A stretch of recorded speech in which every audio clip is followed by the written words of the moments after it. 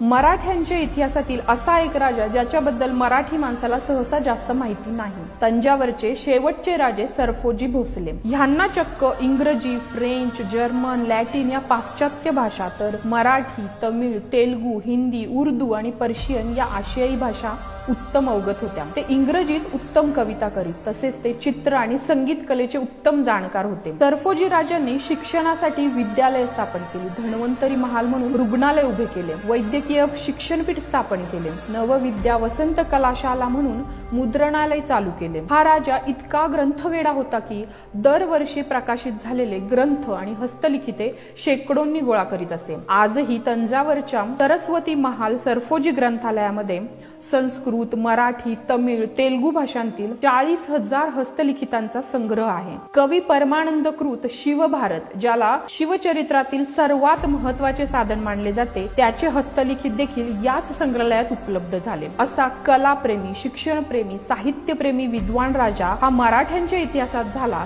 याचा प्रत्येक मराठी माणसाला नक्कीच अभिमान असायला हवा.